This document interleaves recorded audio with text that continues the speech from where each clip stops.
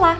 Você está no canal Responsabilidade Civil na Veia? Você curte responsabilidade civil? Então não deixe de se inscrever no canal, acionar o sininho para receber as nossas notificações. Aqui nós temos tudo sobre responsabilidade civil com o professor Wendel, que é mestre e doutor no assunto. Nos vemos lá!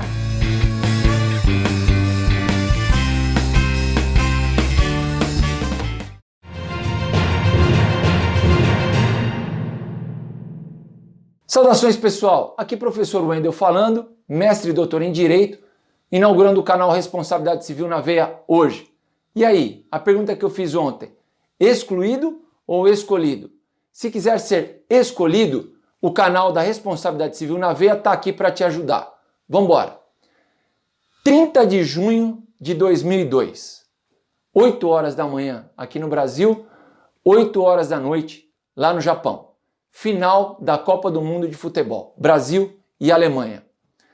22 minutos do segundo tempo, o Rivaldo, na entrada da grande área, bate para o gol.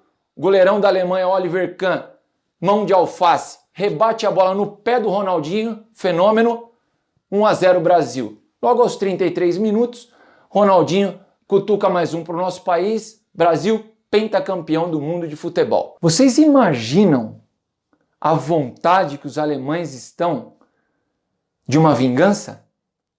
Imaginam? Porque depois, em 2006, Copa do Mundo na Alemanha, não nos encontramos. 2010, Copa do Mundo da África, não nos encontramos. 2014, não lembro nem onde é que foi a Copa, não faço ideia. 2018, Copa do Mundo da Rússia, não nos encontramos. Devem estar aguardando a Copa do Mundo de 2022. Devem estar numa vontade danada. Mas por enquanto, somos nós os últimos vencedores em confronto Brasil e Alemanha. Lá em 2002, no dia 30 de junho daquele ano. Um dia antes, dia 29 daquele mesmo mês, daquele mesmo ano, eu fiz a prova de segunda fase do concurso que eu prestei para a magistratura aqui de São Paulo. Aquele ano já vinha muito bom para mim. Já vinha muito bom. Eu tinha colado o grau em janeiro de 2002, fiz a prova de primeira fase em abril daquele mesmo ano de 2002, dia 29 de junho, prova de segunda fase, consegui a aprovação e fui para o exame oral, última fase do concurso da magistratura. E nessa última fase, e aí que é interessante, aí que é engraçado, as coisas da vida, né, que acontecem conosco, nessa última fase me foi feita uma pergunta muito importante. E eu não consegui responder essa pergunta. Essa foi a grande pergunta da minha vida. Repito, coisas da vida. Uma pergunta que eu não respondi foi a pergunta que me trouxe até aqui.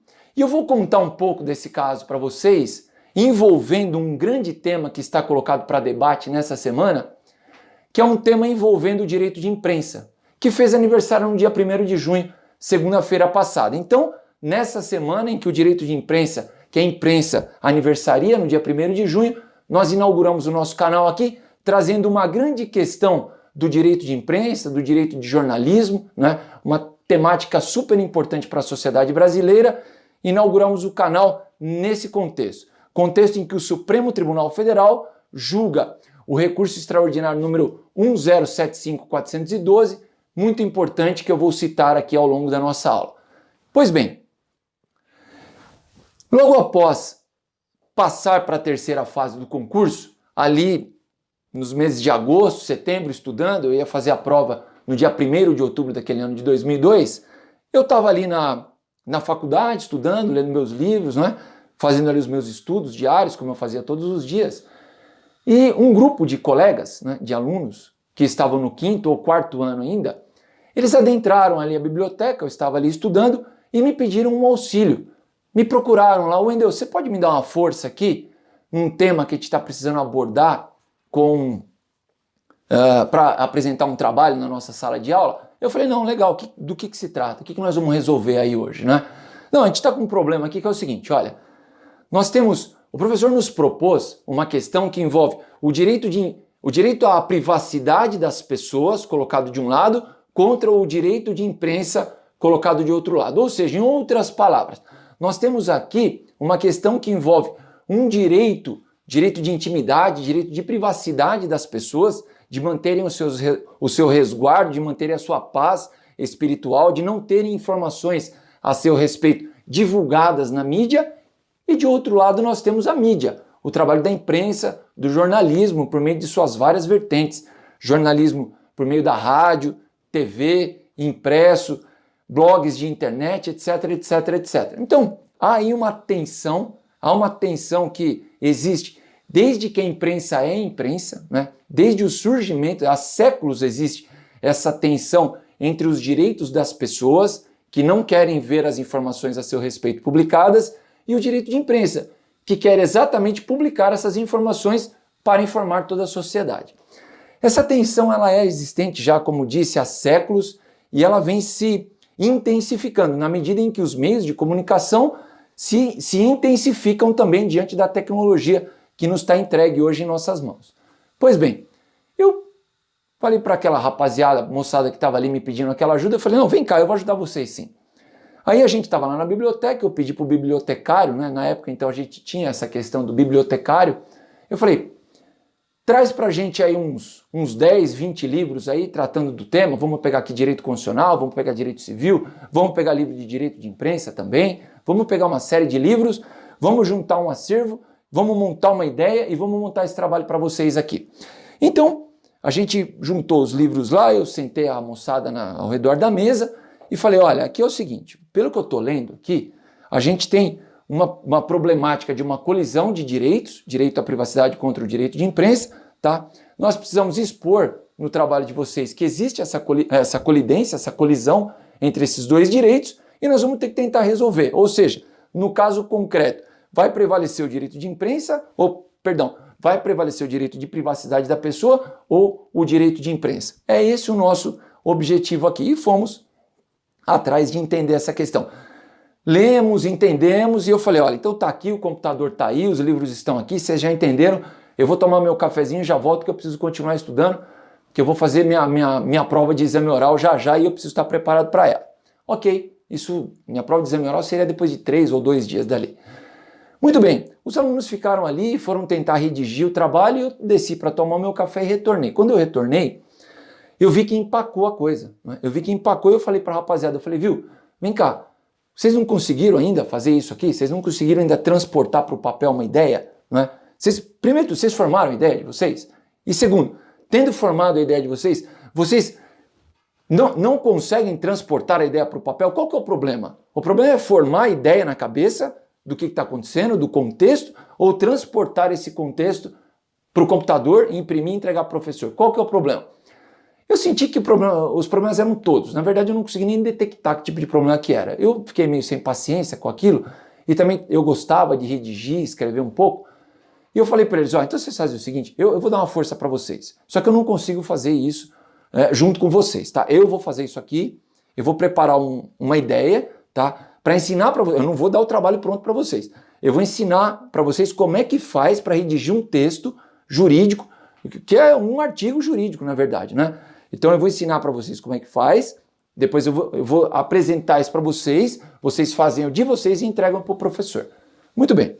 Os alunos desceram também para tomar café, eu fiquei ali meia hora, 1 hora, eu redigi ali um texto e eu, examinando esses livros, eu notei que essa colidência entre esses dois direitos, o direito à privacidade e o direito de imprensa, essa colidência entre esses dois interesses constitucionais, direitos constitucionais, fundamentais, essa colidência, ela encontra a solução na doutrina do professor J.J. Gomes Canutilho, constitucionalista português, né, que tem um livro desse tamanho aqui, né, muito taludo, desse tamanho aqui o livro, e eu já vou ser sincero aqui, eu pretendo ser sincero, não havia a menor possibilidade de, em alguns meses, eu colei grau em janeiro, como disse, em setembro, ter lido um livro desse tamanho. Então eu não li esse livro.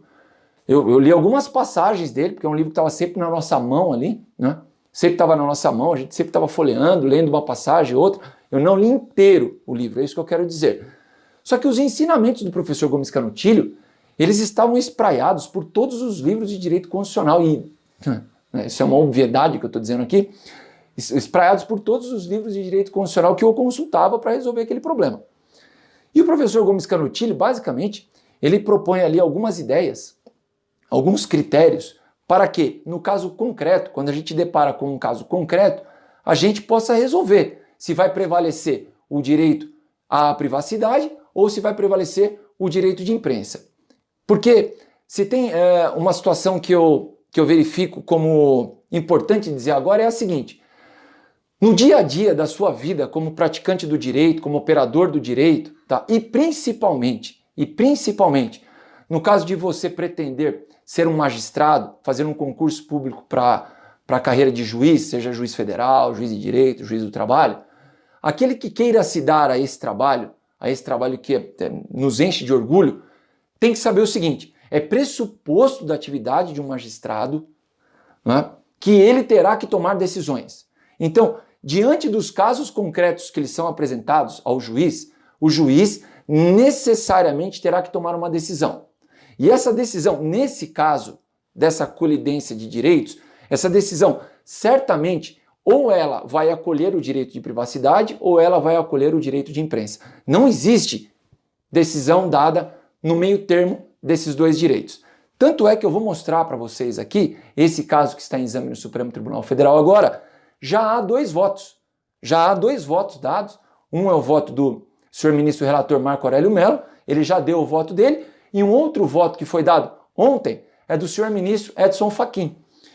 Ambos os votos, os dois votos, eles são, também cada um deles é por uma vertente. Não é? O voto do senhor ministro Edson Fachin, ele acolhe o direito de privacidade, nesse caso, desse político que teve a notícia veiculada em face dele, contra ele, e o voto do senhor ministro Marco Aurélio diz que, não, nesse caso concreto deve prevalecer o direito de imprensa. Então, aquilo que eu quero deixar registrado aqui é, apesar de nós termos alguns critérios para que a gente possa resolver essa colidência entre esses dois direitos e qualquer direito constitucional, o fato é, você vai examinar os critérios e ao cabo das contas você vai ter que dar uma decisão. Você vai ter que dizer aqui prevalece o direito de privacidade ou aqui prevalece o direito de imprensa. Existe uma tese doutrinária de que você poderia tentar compor os dois interesses. Veja, isso no caso concreto, no mais das vezes é impossível. Você vai ter que adotar ou um ou outro. Bem, voltando ao nosso caso.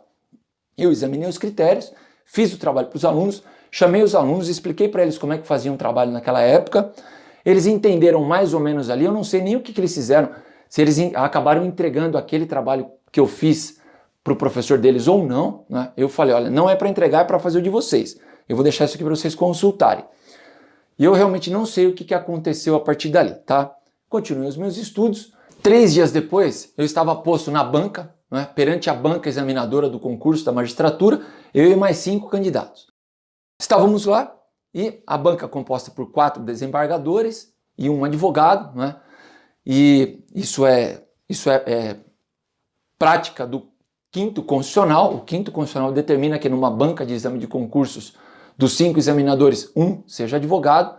Então, nós estávamos lá, os 5 candidatos que seriam examinados naquele dia. A primeira candidata foi chamada, sentou-se, e o advogado da banca, que é o que perguntava primeiro, é o que inquiria por primeiro, a primeira pergunta que o advogado fez para a candidata foi: doutora, o que é tombamento? E eu já na hora já tremi na base. Eu falei, se perguntar para mim o que é tombamento, eu já não sei se eu sei responder. Porque eu tinha tido um curso de direito administrativo não tão bom, né? Estava bem recente de formado. Então, assim, eu não sei se eu saberia responder muito tecnicamente do que se trata o tombamento. Eu tinha alguma ideia, que eu fui depois confirmando estas ideias, mas naquela ocasião eu não sei se eu saberia responder isso. A candidata respondeu perfeitamente o que era tombamento. Deu uma resposta escorreita, certeira, objetiva. O advogado, então, o examinador, pergunta na sequência para ela: muito bem, então o tombamento é uma limitação administrativa de bem imóvel, etc. Muito bem respondida. A pergunta que eu faço para a senhora é a seguinte: o tombamento, que é nada mais que o ato de inscrever é descrever, não é? Apontar um imóvel, descrever um imóvel num livro que se chama livro tombo, né? E a partir do tombamento esse imóvel ele tem algumas restrições com relação, por exemplo, à reforma desse imóvel para a preservação do patrimônio histórico, cultural da nossa sociedade. Por exemplo para vocês, aqueles casarões da Avenida Paulista, tá? Estão tombados, tá? Vejam, a pergunta que o advogado fazia para a candidata, na sequência, era: sim, senhora, então o que eu quero saber agora é, o proprietário que teve o bem dele tombado em favor do patrimônio público, tem direito esse proprietário a uma indenização? Né? Já que ele teve uma restrição no direito dele de propriedade, o advogado da banca perguntava: esse proprietário tem direito de uma indenização perante o Estado? O Estado tem que pagar uma indenização por ter tombado aquele patrimônio em favor da sociedade? E a candidata, ela não conseguiu se desvencilhar direito dessa pergunta, seguiu o exame dela. O segundo candidato foi chamado e, a hora que ele se sentou, o primeiro examinador fez a mesma pergunta. Qual? Só que ele passou da etapa do tombamento, do conceito de tombamento. Ele disse: doutor, já sabemos o que é o tombamento, temos aqui já o conceito dele. A minha pergunta é: cabe indenização em favor do proprietário que teve o bem tombado? E o candidato naquela ocasião também não conseguiu se desvencilhar dessa pergunta, que é muito complexa, que envolve a responsabilidade civil, que envolve o direito constitucional, que envolve o direito administrativo. Então é uma pergunta que tem vários ramos do direito entrelaçados para a resposta dela. E na hora que o examinador fez aquela pergunta e o candidato também não conseguiu se desvencilhar dela, já veio na minha cabeça, eu era o terceiro a ser examinado, já veio na minha cabeça: hora que eu sentar, a primeira pergunta que vai ser feita para mim é: cabe ou não cabe indenização em favor do proprietário que teve o bem tombado? E o que eu fiz ao longo do exame desse segundo candidato, enquanto ele era examinado pelos outros examinadores? Eu fui formulando uma ideia, porque eu também não sabia responder. Eu não sabia o que a jurisprudência brasileira dos tribunais, eu não sabia se havia leis tratando disso, se cabia ou não indenização nesse caso. Só que eu fui montando um raciocínio. Porque eu sabia que ia ser perguntado aquilo. Né? Então, é aí a importância do estudante, né? Daquele que vai fazer uma prova, seja de OAB, seja na faculdade, seja de concurso, tá antenado, tá ligado. Tá? Então tem que estar ligado naquilo que está fazendo. Tá? E enquanto ele estava sendo examinado ali, o segundo candidato, eu fui montando essa ideia, e ao montar a ideia eu lembrei do caso que eu tinha tratado há 3 dias com os alunos da faculdade. E eu pensei, a colidência de direitos aí é a mesma, né? A essência é a mesma. Os fundamentos para a solução dessa colidência de direitos são os mesmos. Nós temos aí a mesma situação. Um direito constitucional, fundamental, que é o direito à propriedade do cidadão, o dono da casa, o dono do imóvel, e o direito do Estado de proteger o patrimônio sociocultural da nossa sociedade, do nosso país, da nossa nação. Ambos os direitos previstos na Constituição Federal, de 1988. Então, essa colidência de direitos que nos foi posta para exame, que nos foi posta como indagação nesse exame oral, era a mesma pergunta que os alunos, né? Então ela tinha como essência a mesma pergunta que os alunos tinham me feito há 3 dias. Por quê? Porque lá no direito de imprensa, tal qual, nós temos 2 direitos também previstos na Constituição Federal, artigo 5º e artigo 220, que a gente vai ver ao longo das nossas aulas, tecnicamente, a redação desses artigos todos, e vamos estudá-los a fundo. Aqui é só uma aula introdutória para a inauguração do nosso canal. Então vejam, eu me deparei 3 dias depois com o mesmo questionamento, né? Outro fato, porém, em essência, para a solução desse outro fato, eu tinha a mesma solução da questão que eu tinha tratado há 3 dias atrás. Eu montei o meu raciocínio na cabeça, eu lembrei dos critérios de solução desse conflito e disse: eu vou com isso. Eu vou com isso porque é o que eu tenho. É o que eu tenho para agora, é o que está na minha mão. Né? Então, se eu não sei solucionar esse problema de uma forma absolutamente de acordo com a jurisprudência brasileira, o que eu tenho na minha mão? Eu tenho essas ideias, então eu vou pedir permissão e vou levar essas ideias. E é isso que eu digo para vocês, para você que está aí enfrentando concurso, para você que está enfrentando as provas na faculdade, para você que vai fazer exame da OAB, eu digo 2 coisas que eu até agora abordei aqui com vocês. A primeira é a seguinte: É absolutamente necessário, é absolutamente fundamental, é absolutamente imprescindível que você faça a leitura de um texto e que você compreenda aquilo que você leu. E mais, além de você compreender, você tem que saber passar isso para as pessoas. Aquilo que você compreendeu, aquilo que está na sua mente, você que é do ramo do direito, é necessário que você consiga comunicar a alguém sobre isso. Que esse alguém que está ouvindo você entenda aquilo que você quer dizer. Por quê? Porque se você não fizer a outra pessoa entender aquilo que você está dizendo, você não obtém os seus resultados. Se a pessoa não entende aquilo que você quer passar, você não consegue obter os resultados que você pretende na sua vida. E um outro ponto que eu quero tratar, eu estou fazendo um parênteses aqui, um outro ponto aqui é o seguinte, vá para as provas que você tem para fazer aí, qualquer prova, não importa, vá para qualquer prova que você tem para fazer aí, com um pensamento na cabeça. Você nunca vai estar preparado para essa prova. Nunca. Não existirá o dia em que você vai dizer assim, estou absolutamente preparado para essa prova e vou passar nela. Sabe o que vai acontecer nesse dia? Você não vai passar nessa prova. Agora, se você for para uma prova sem essa preocupação de estar absolutamente preparado, você vai se preparando naturalmente.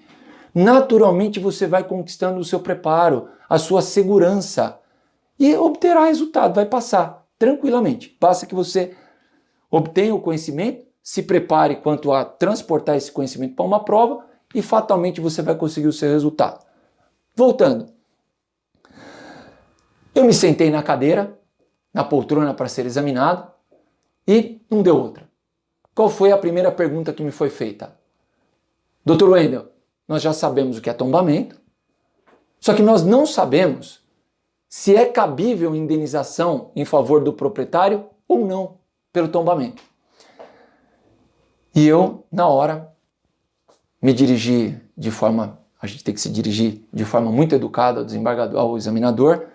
Excelência, o senhor me permite, eu não sei responder a questão tal qual perguntada, com a objetividade como ela foi posta. O senhor me permite desenvolver um raciocínio para eu tentar formular uma resposta sobre a questão? O examinador me disse, o senhor está com a palavra.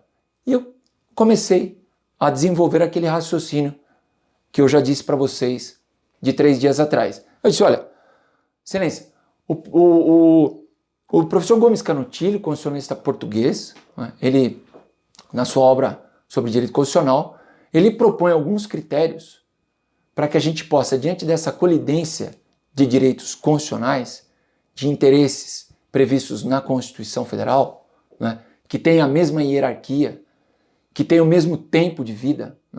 Então, os critérios normais de solução de antinomia jurídica, de interpretação do direito, de hermenêutica jurídica, esses critérios, para este caso, são insuficientes para a solução desta questão constitucional.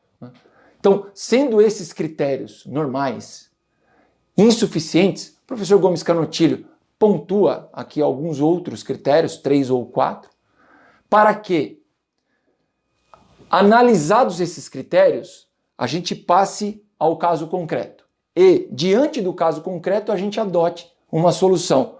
Ou nós daremos guarida ao direito de uma parte ou ao direito da outra parte. E nesse caso do tombamento, eu precisaria ter as informações sobre aquele imóvel em si e sobre as condições que o Estado pretende impor para o tombamento daquele imóvel para definir se caberia ou não a indenização. Eu percebi que a resposta, de uma certa forma, acabou agradando um tanto. Tanto que, na sequência, o examinador me pergunta, ok, perfeito então, Dr. Wendel. A resposta, ele não disse isso, mas eu entendi que a resposta pareceu satisfatória. Então, diante dessa situação em que o senhor coloca, a pergunta que eu lhe faço a partir de agora é, senhor, nós tratamos aqui então de um problema sobre limitação administrativa de bem imóvel. A pergunta que eu lhe faço então agora é cabível, existem hipóteses de limitação administrativa de bem móvel? E essa foi a pergunta que eu não respondi e que me trouxe até aqui. Coisas da vida. A pergunta que eu não respondi foi a pergunta que me trouxe até aqui. E é importante que na nossa vida a gente pare para examinar não só aquilo de bom que a gente fez, mas que a gente examine também os tropeços que a gente teve, porque eles também são importantes para a nossa evolução. E a pergunta era: Dr. Wendel, o senhor pode me dar o exemplo de uma limitação administrativa de um bem móvel, não imóvel? Eu quero uma limitação administrativa de um bem móvel. E eu pedi licença para ele, mais uma vez, para pensar, porque eu não tinha a resposta naquele exato instante. O senhor me dá licença de eu raciocinar? Sim, rapidamente. E eu raciocinei, e eu não queria travar a prova ali. Eu logo voltei. Eu não consigo dar para o senhor o exemplo de uma limitação administrativa de bem móvel. E fui sincero, fui cabal. Disse, não sei. Imagino que exista, mas não consigo trazer o exemplo.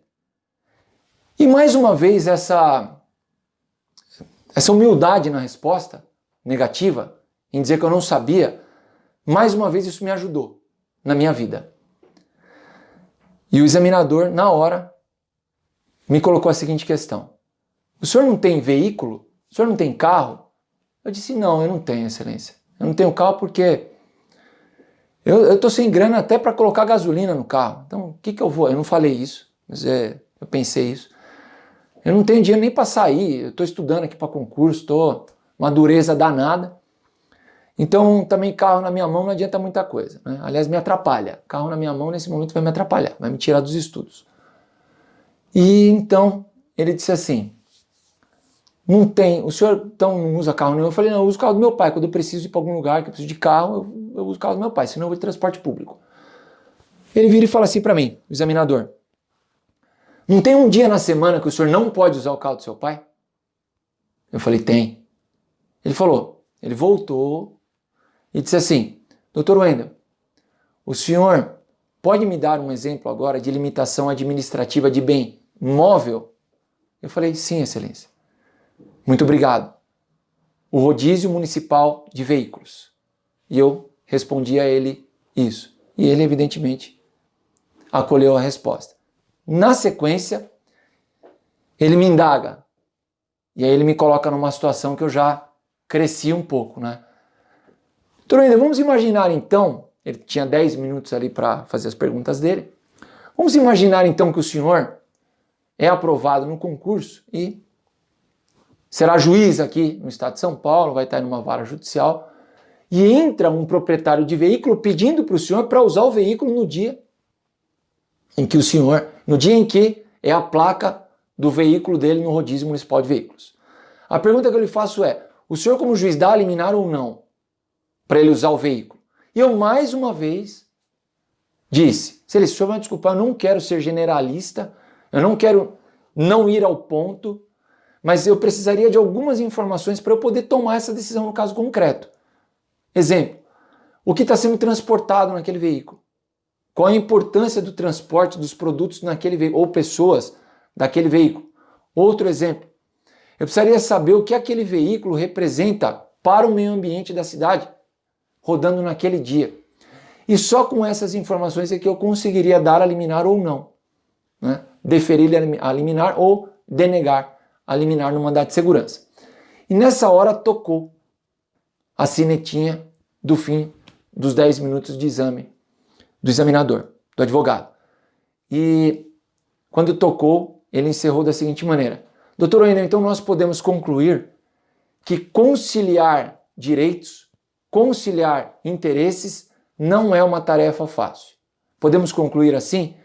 Eu disse, excelência, o senhor está coberto de razão.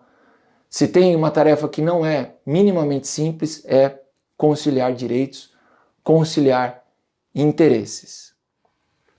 Eu vou registrar o nome desse douto advogado desse nobre advogado, desse ilustre advogado, Dr. Manuel Alceu Afonso Ferreira, a quem eu agradeço pela elegância, pela técnica, pela maneira honrosa como me inquiriu, e envio um abraço forte, carinhoso meu aqui. Um abraço, Dr. Manuel.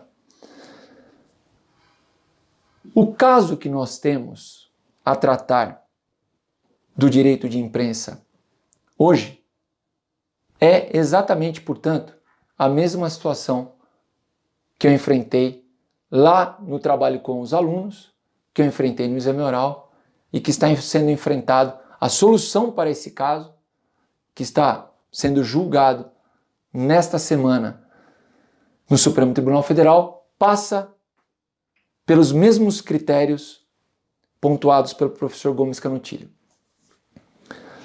Trata-se aí de uma situação, e agora nós vamos ao caso em si. Um político no estado de Pernambuco foi sujeito, né, de uma entrevista que foi concedida num jornal. Então, um entrevistado citou esse político num jornal lá de Pernambuco e, segundo o político, essa entrevista era difamatória, era injuriosa, né?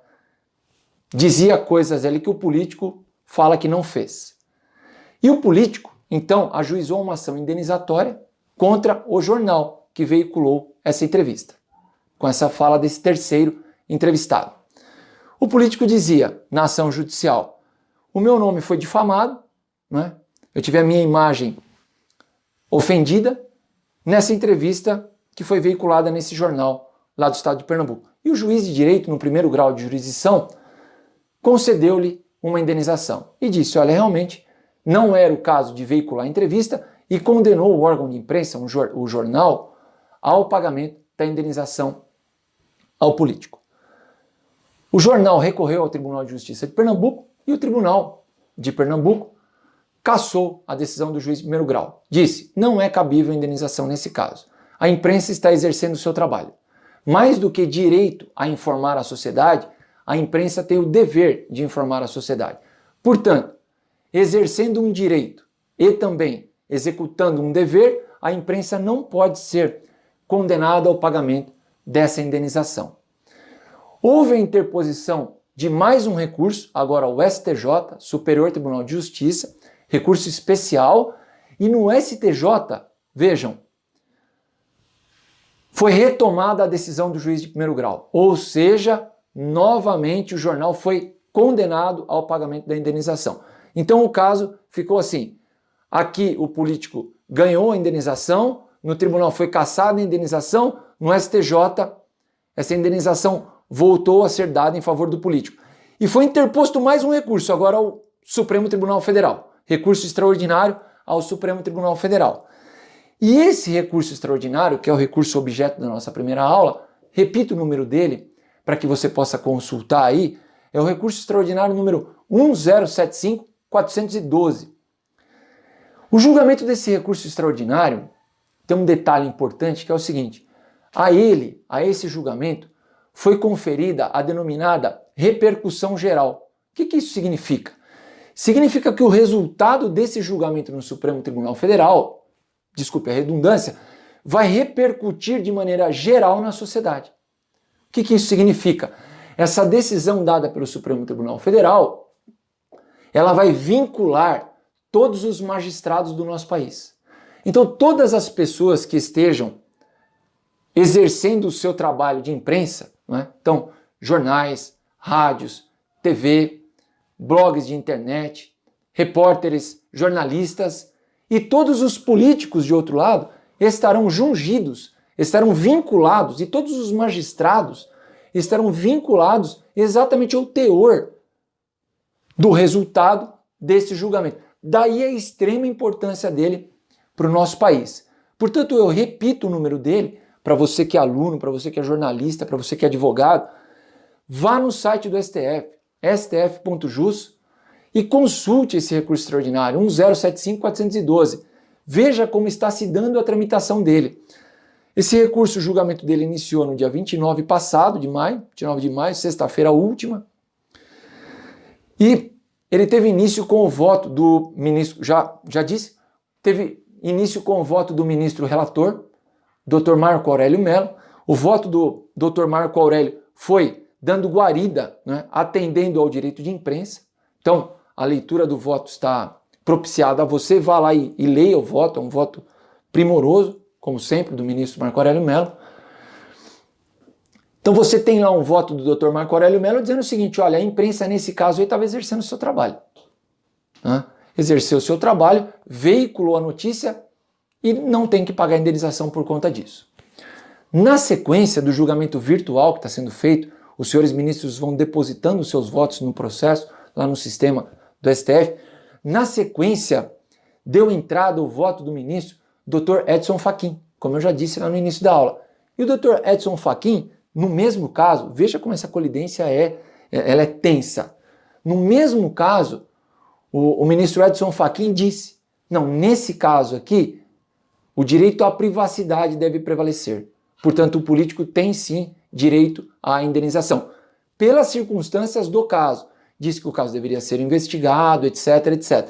Os fundamentos deste voto, também primoroso, um voto, uma obra-prima de voto, né? Os fundamentos desse voto, cita tratados internacionais, inclusive, os fundamentos desse segundo voto, né, que é contrário ao do ministro Marco Aurélio Mello, também estão contidos lá no site do STF e eu sugiro fortemente que você, estudante, consulte esses dois votos. Você terá duas visões de dois grandes juristas brasileiros, né, integrantes da corte mais alta do nosso país, duas visões a respeito de um mesmo fenômeno. Olha a importância disso. Olha o quanto que isso olha o quanto isso vai gerar de crescimento intelectual para você.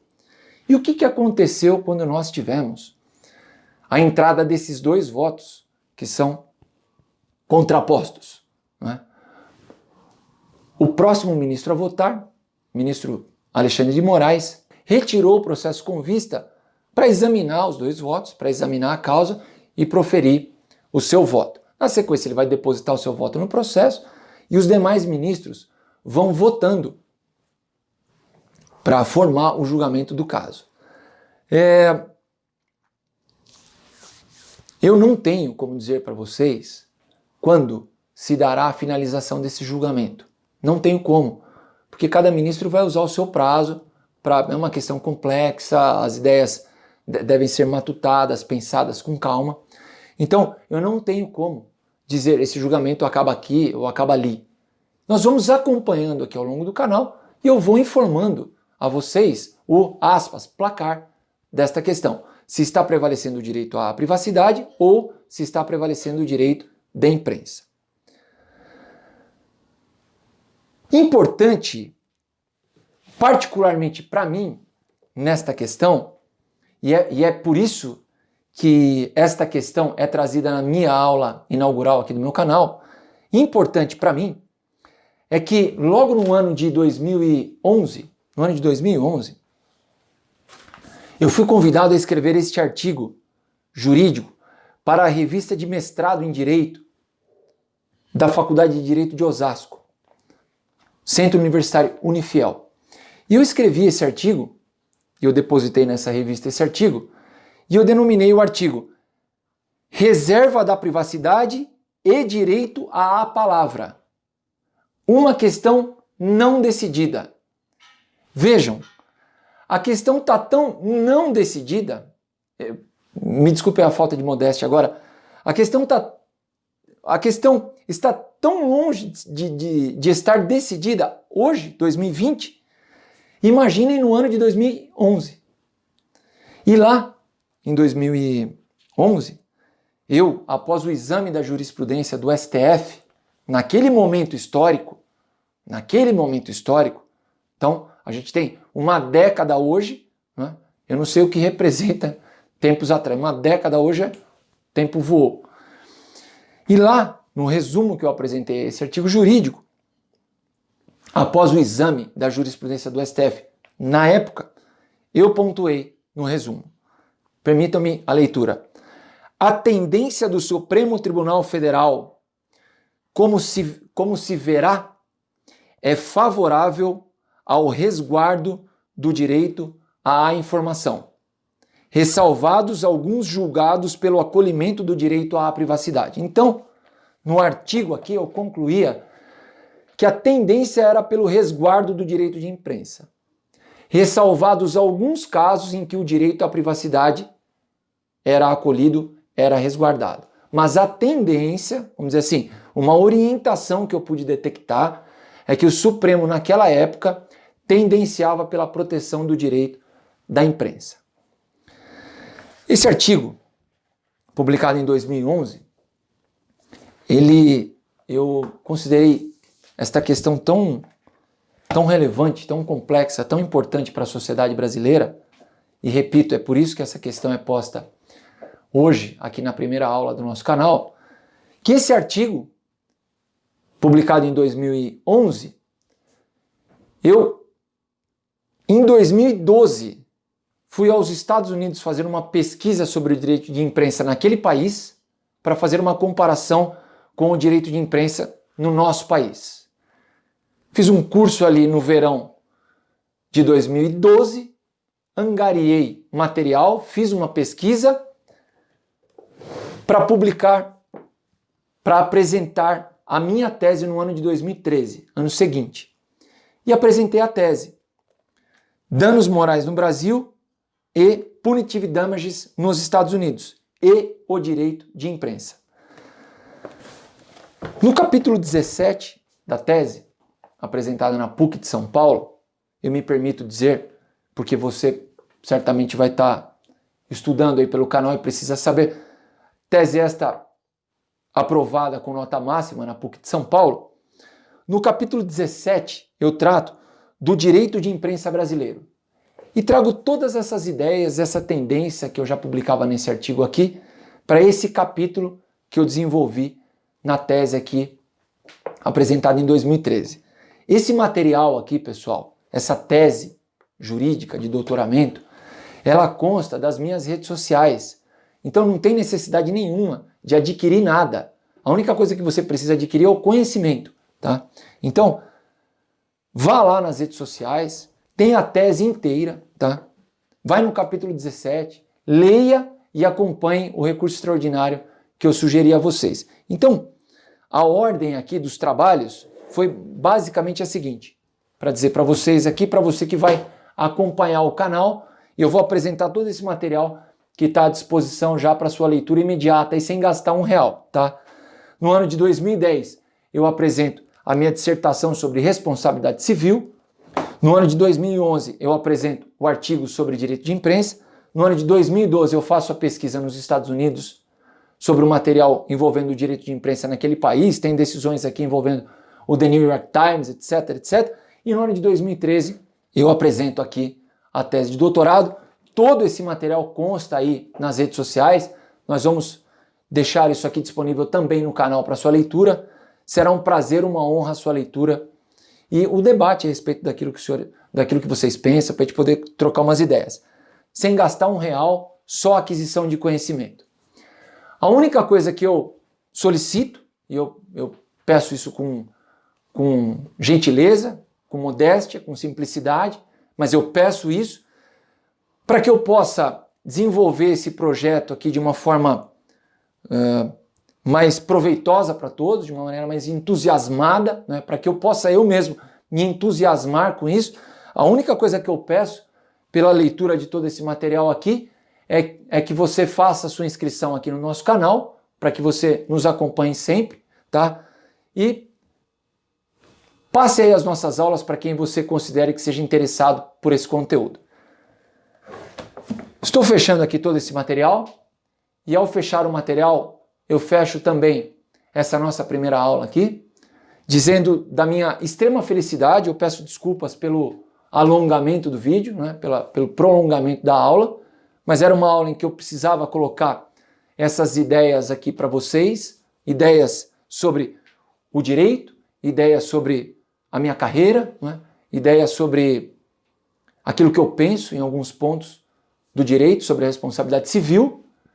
E quero dizer da minha extrema alegria em estar inaugurando aqui o nosso canal, Responsabilidade Civil na Veia, agradecer toda a nossa equipe que nos ajudou ao longo de mais de 3 meses para que a gente, durante esse período, um período triste para a sociedade brasileira, triste para o planeta inteiro, esse período em que todos tiveram que se recolher, nós conseguimos aqui eclodir esse trabalho de dentro do nosso escritório e apresentar para o público um instrumento acadêmico. Então aqui é um instrumento acadêmico, um instrumento respeitoso, um instrumento em que a dualidade de ideias será respeitada, e eu conto com isso, eu tenho certeza que o respeito será a marca desse nosso canal. O respeito à academia e à ciência da responsabilidade civil. Com isso eu me despeço de vocês. Os conteúdos virão ao longo da semana. Deixo um abraço forte, desejo estudos obstinados, estudos com muita força, muita fé, muito trabalho, e naquilo que precisarem da responsabilidade civil, estejam aqui no nosso canal para trocar essas ideias. Tenham um excelente fim de semana com as famílias, com muita saúde, trabalho se tiverem que trabalhar, e até a próxima aula. Um abraço fortíssimo do professor Wendel. Até a próxima.